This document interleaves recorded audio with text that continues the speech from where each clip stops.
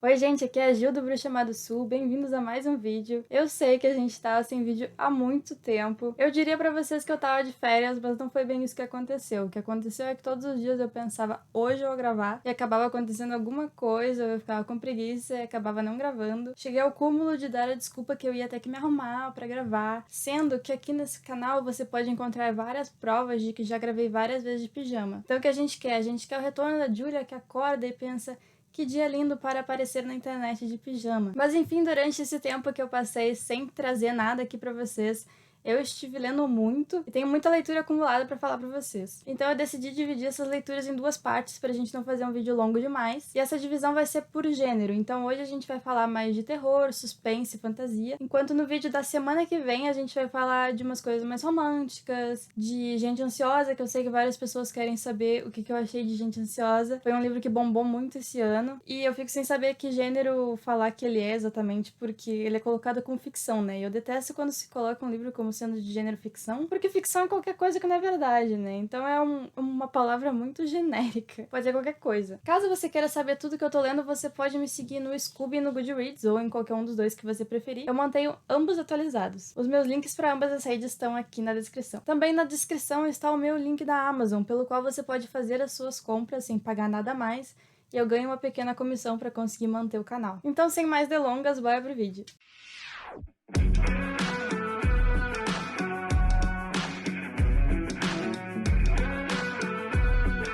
O primeiro desses livros que eu vou falar com vocês vai ser um que eu acho que vocês devem estar esperando. É O Olho do Mundo, o primeiro volume da série A Roda do Tempo, do Robert Jordan. Vocês estão vendo aqui, eu tenho essa edição que vem com uma capa nova da série da Roda do Tempo, que saiu agora, essa semana passada, no Prime Video. Mas, olha só, pra quem tem horror à capa de série, de filme, isso aqui sai, é uma jacket.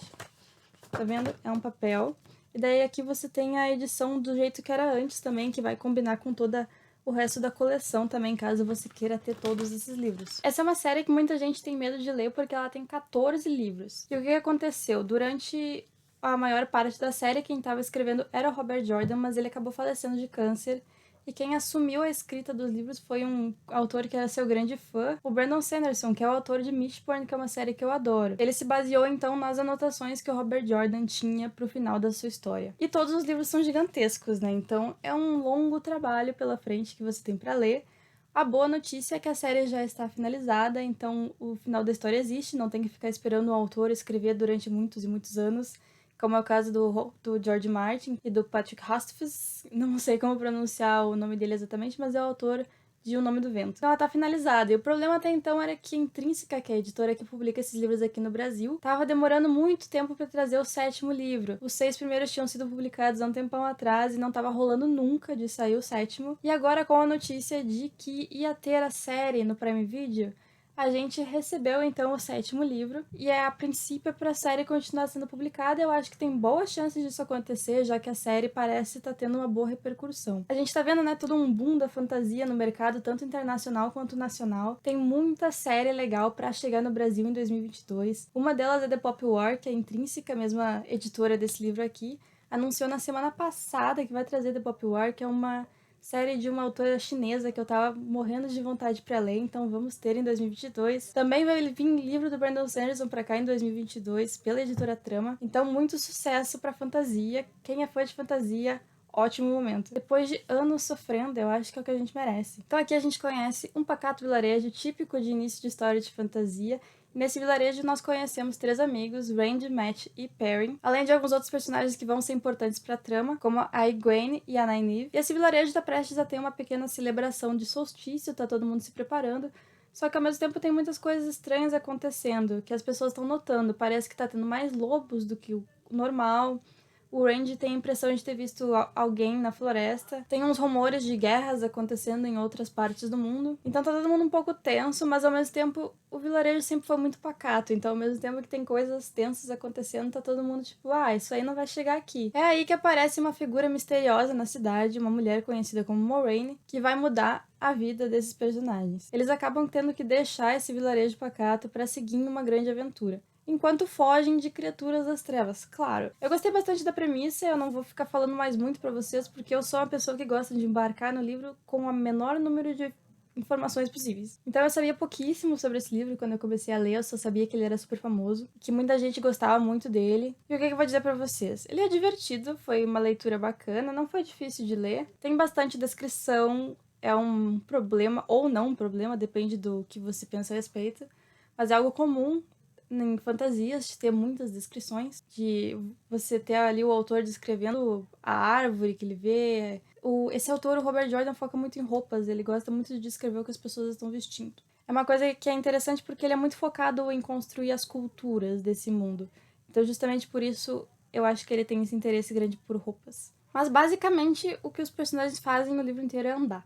É como o Senhor dos Anéis, os personagens andando em direção a um objetivo durante um longo tempo. E o meu problema com esse livro, e eu vi umas pessoas fazendo esse mesmo comentário online, é que esse livro justamente lembra muito o Senhor dos Anéis. Eu só li a Sociedade do Anel uma vez na vida, mas eu assisti a Sociedade do Anel muitas vezes. Eu adoro assistir o Senhor dos Anéis inteiro, todos os anos, umas 2, 3 vezes por ano. Então o que me incomodou é que eu sabia exatamente o que ia acontecer em seguida. Talvez não exatamente, mas pra dar um exemplo. Tem um certo ponto em A Sociedade do Anel em que os personagens se veem presos, não podendo continuar pelo caminho que eles queriam seguir, e eles estão ficando sem opções, e eles acabam decidindo seguir por um caminho de uma cidade que teve uma história muito gloriosa, porém que depois acabou em sombras por motivos de ganância. Como se fosse um grande mal despertado pela ganância. E o que acontece aqui? É a mesma coisa. As circunstâncias são diferentes. A Sociedade do Anel é uma cidade de anões, aqui não tem nada a ver com anões. A história também é diferente de por que essa cidade ruiu, mas ambos têm a ver com ganância, ambos têm a ver com tentação. Em ambos os casos, os personagens vão para lá porque eles não têm mais por onde seguir e acabam achando que essa vai ser a opção mais viável. Então, esse é só um exemplo, porque é uma série de coisas, às vezes grandes, outras vezes coisinhas, que eu pensava, já sei o que vai acontecer, porque é isso que acontece em Sociedade do Anel. Inclusive, o final me lembrou o final de O Retorno do Rei, em alguns sentidos. Mas isso aí eu não vou falar, né? Porque a gente não vai discutir o final do livro nesse vídeo. Quanto à série, não vou me adentrar muito, porque eu assisti só um episódio, mas eu gostei de algumas mudanças que ocorreram. Eu gostei que os personagens estão mais velhos, por exemplo.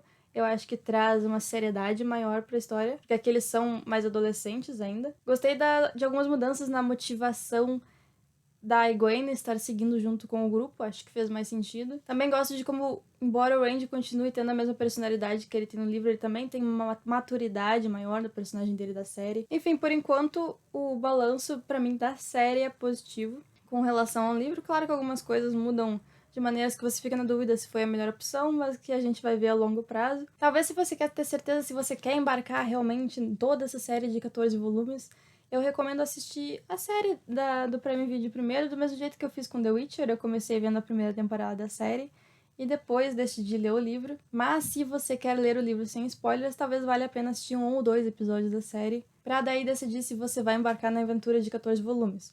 Não que você não possa desistir no meio do caminho, mas em geral eu conheço muita gente que quando começa a ler uma série de livros de fantasia quer ir até o final. Outra coisa que eu achei é que depois de ter lido coisas como Mistborn e... eu sempre quero chamar de Locke Lamora, mas é Nobres Vigaristas o nome da série, e o nome do primeiro livro é As Mentiras de Locke Lamora.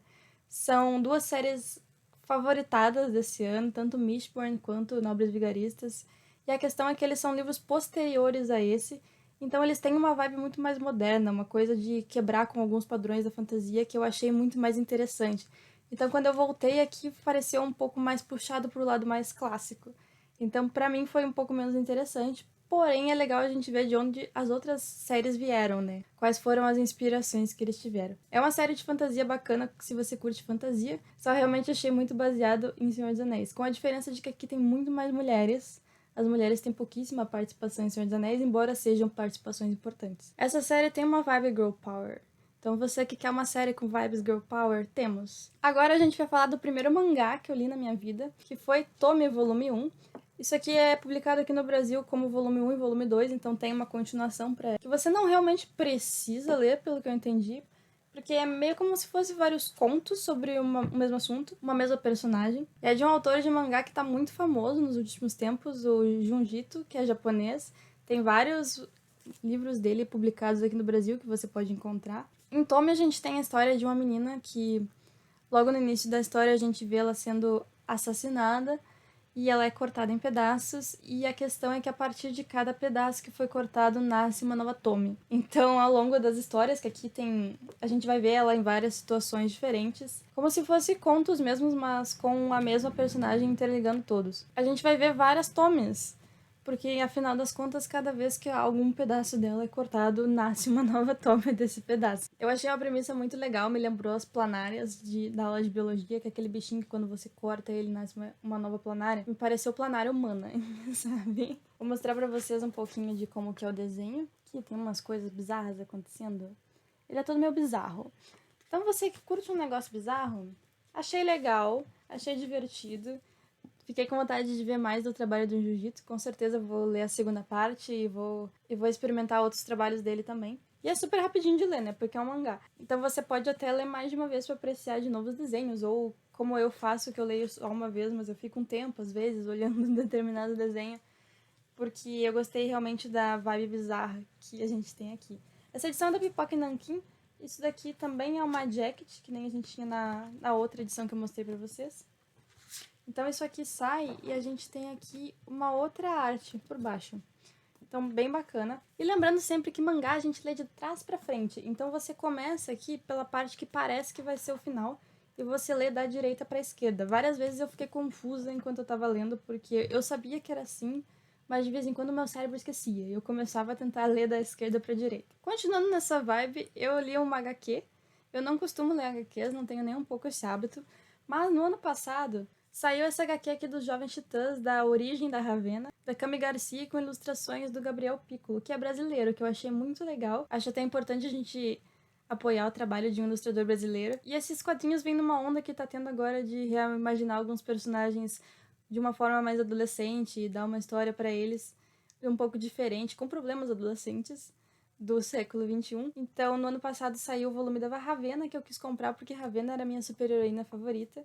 Então aqui vocês podem dar uma olhada, ele é mais, principalmente em preto e branco, mas tem alguns detalhes em roxo, que é uma cor que lembra muito justamente a Ravenna, não tenho certeza se tá focando. Então no ano passado ele achei divertido, não é nada demais assim, é dramas adolescentes. E esse ano saiu a HQ do Mutano, que é outra dos Jovens Titãs, também da Cami Garcia, ilustrada pelo Gabriel Piccolo. Aqui a gente já tem uma arte mais colorida, eu acho que representa bem o jeito de cada personagem. O da Ravenna ser em preto e branco com algumas coisas em roxo e o do Mutano ser todo colorido. Então a gente tem, de novo, uns problemas adolescentes que o Mutano tá tendo, mas é legal ver ele tendo uma história de origem. Só essa daqui ficou meio sem final. A da Ravenna teve mais um final e essa daqui ficou muito em aberto. Mas eu vi que nos Estados Unidos já saiu um terceiro livro que é Ravenna e Mutano. Então eles vão se conhecer no terceiro, aparentemente, e eu espero que a gente tenha algumas conclusões a partir disso. Achei legal ter uma dos dois juntos, mas eu também tava esperando que saísse de todos os Jovens Titãs, então pelo jeito a gente vai ter que esperar pra ter também Robin, Estelar, Cyborg, porque primeiro vai ter uma união desses dois personagens. Falamos de fantasia, de terror e de super-heróis, e agora falta falar de suspense. Eu li A Outra Garota Negra, da Zakiya Dalila Harris. Essa edição que eu tenho aqui é do Clube Intrínsecos, que eu sou assinante, então por dentro ele é todo colorido, assim, vem com a fitinha que todos eles vêm. Vou deixar pra vocês aqui a capa do livro, como ele foi publicado comercialmente, pra vocês poderem reconhecê-lo. Achei que ficou uma capa muito legal. Aqui a gente conhece a Nella Rogers, que é uma assistente em uma grande editora de livros dos Estados Unidos. Ela gosta muito de trabalhar como uma editora e o sonho dela é ser uma editora de fato, por enquanto ela é assistente de uma editora. E a Nella é a única garota negra do escritório da Walter Books. E ela tem tentado trazer mais diversidade para dentro da empresa, mas todas as tentativas dela são barradas. Até que durante um dia de trabalho, ela vê que outra garota negra está sendo contratada também para ser uma assistente de outra editora. E elas vão trabalhar lado a lado e ela tá bastante feliz de ter outra menina negra no escritório com ela. E de ver que o pessoal ali do trabalho tá se abrindo mais para uma maior diversidade. Então ela tá muito animada para fazer amizade com essa menina, Hazel. Só que aí coisas estranhas começam a acontecer. Ela recebe um bilhete anônimo em cima da mesa dela dizendo saia da Wagner agora. E ela fica na dúvida se isso é algum tipo de ameaça, se é alguma coisa relacionada com ela ser negra, o que poderia então ser um caso de racismo, ou se é alguma outra coisa, porque o bilhete não faz nenhuma menção a cor dela. Ela começa a desconfiar um pouco da Hazel também, se ela poderia estar fazendo alguma coisa, mas ao mesmo tempo a Hazel é uma pessoa que ela admira muito. Então começa uma situação ali de não sabemos o que está acontecendo. e a gente acompanha nela tentando ter sucesso dentro da empresa com algumas coisas que estão acontecendo, algumas situações muito chatas, horríveis. Ao mesmo tempo que ter toda essa desconfiança e a gente vai descobrindo algumas outras coisas também. Alguns capítulos são narrados por outros personagens, outras mulheres negras, e assim a gente vai ficando um pouco confuso porque a gente não entende bem do que as outras mulheres estão falando. Então a gente vai tentando descobrir ao longo do caminho. É um livro com uma construção bastante lenta de tensão, me lembrou um pouco o trabalho do Stephen King nesse sentido, de ir deixando a gente nervoso lentamente, e eu gosto bastante disso, então eu me senti muito nervosa lendo esse livro, eu tava querendo assim, meu Deus do céu, nela, descubra o que tá acontecendo, sai dessa situação. Outra coisa, eu tô olhando pra cima porque tem uma aranha gigantesca lá em cima e eu não posso parar agora pra matar. Mas enfim, outro ponto positivo que eu achei foi que ele traz muito pra gente a reflexão sobre as microagressões que uma pessoa negra sofre no ambiente de trabalho, principalmente. A gente vê muitas situações em que a Nella se sente desconfortável de falar alguma coisa, a gente vê situações em que as duas meninas negras são colocadas uma contra a outra. Então isso traz toda uma reflexão muito interessante que a gente tem na literatura e que é legal para todo mundo poder aprender sobre esse assunto e para não replicar esse tipo de comportamento. Mas eu também tenho a minha crítica de que o final ficou parecendo muito apressado e meio jogado, depois que a gente tem toda essa construção de tensão que leva todo esse tempo e a gente cria uma expectativa para o que vai acontecer no final.